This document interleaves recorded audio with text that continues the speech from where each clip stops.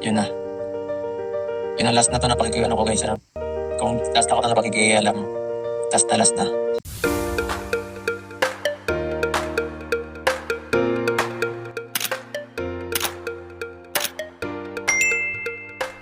Isang mapagpalang araw po sa ating lahat. Magandang araw at gabi po dyan sa mga silent viewers at mga solid supporters. So narito mga kaniya po ating muling pag-uusap na kung saan gumawa ng paraan at tinulungan si Viancy para makalapit muli sa kanina. So yan po ang ating muling pag-uusapan maya-maya na lamang pero bago po yan ay lagi kong paalala sa inyo bago po tayo magbigay ng ating mga komento at opinyon.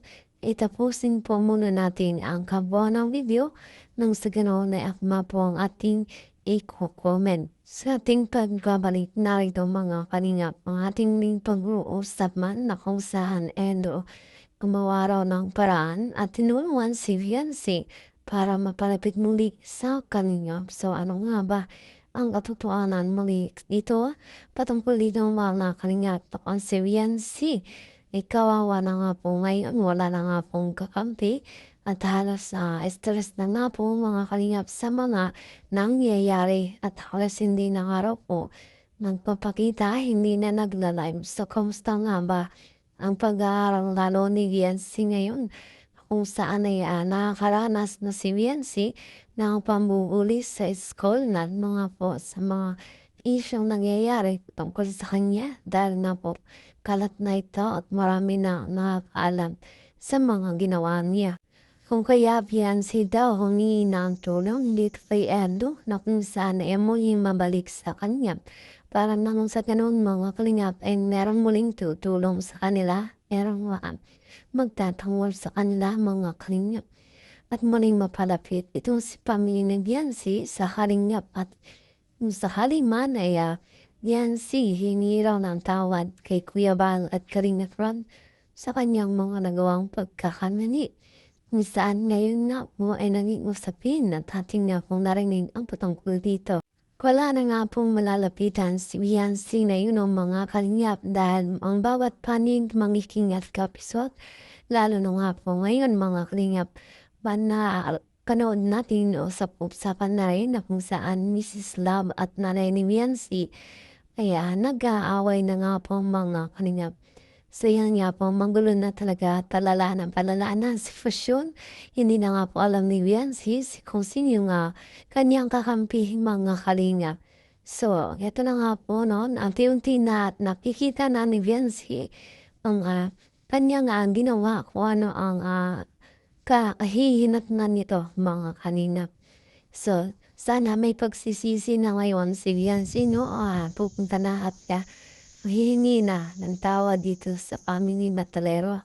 At yun naman talaga ang nararapat na gawin ni Viancy dahil yun na po ang hinihintay ng lahat na itong family Matalero ay hihingi ng tawad dito sa Kalingap, sa family Kalingap dahil din naman sa desisyon niya mga Kalingap, yan, lalo lumala ang sitwasyon at nilagay niya ang kanyang sarili sa sitwasyon mga kalingap na halos hindi na nga po masolusyonan. Wala na po magagawa si Viancy ngayon kundi magpakumbaba mga kalingap sa mga ginawa niya. So ngayon nga po, nanay ni Viancy, si Nanay Hansel ay dito nga po halos hindi na nga po magkaintindihan.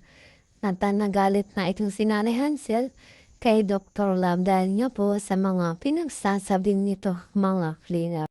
At may nagsalita na rin nga po mga kalingap sa usaping pagpapatulpo ni Viancy na kung saan si Dr. Love pala ang nagsalita o ang nag-joke nito o nagpayo dito sa family para si Viancy ay magkatulpo. So yan na nga po mga kalingap, nilaglag na nga po itong si Mang Iking.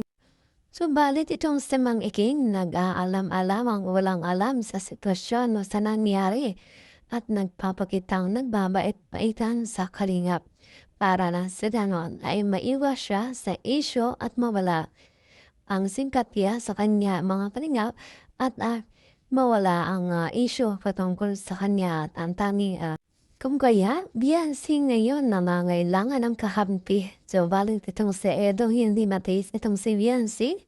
Kung kaya mga kalingap gumawa ng paraan.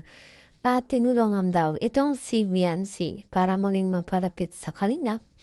At nang sa ganun ay magkaroon naman ng pag-asa mong itong si Beyonce. So, wala naman pong sa mga pagbigyan ng pagkakataon sa balik mga kalingap, mahirap po kalimutan yung ginawa ni Beyonce dahil lalo na nga po ngayon si Kalinga Prab at Kuya Bal nawala na nga po ang kanilang loob para tulungan nito si Beyonce dahil nga po sa mga pinagsasabi sa pinakitang hindi maganda sa Kalingap. So ano nga ba ang mangyayari kung si Beyonce muling hihingi ng tulong lalapit sa Kalingap? So ano sana sa palagay po natin itong mangyayari kay Beyonce? Tutulungan ka ba muli ng Kalingap? O hahayaan na lang, lalo na kung si Beyonce ay hihingi ng sorry, hihingi ng tawad, at hihingi ng tulong sa Kalingap.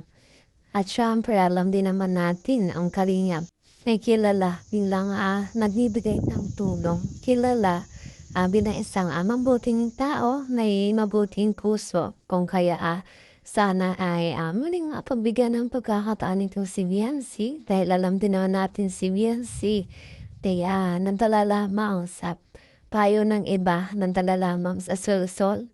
At ayun nga po, dahil mas pinili ni Beyonce, yung mga taong hindi maasahan, hindi mapagkakatiwalaan, ito na nga po siya ngayon, narito na nasa sitwasyon na si Beyonce na isang kawawa, mga kalingap at kailangan na ng tagapagtanggol dahil mismong magulang ni Beyonce. Hindi na nga rin po maintindihan kung ang tanging nagagawa lamang nga po ay magkomento sa mga live, sumagot sa mga live ng iba na kung saan ay naapektuhan sila mga kalingap. Sana sa huwing pagkakataon ay mapagbigyan ng pamilyang Katalero.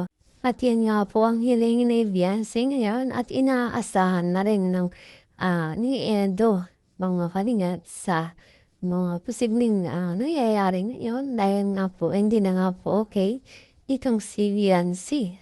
So yan nga po ang aking update na yung araw mga kalingap kung saan ay katulad niya po sinuportahan, pinanood ang aking mga na-upload na video at hanggang sa susunod pa. So ganun din sa pautan po natin ang mga manatuwang dahil nga po sa kanilang napakagandang pagbibigay saya at tulong sa ating mga kawawayan. Ganun din sa pautan po natin na kanilang may bahay at the end of vlogs at jacket. Yeah.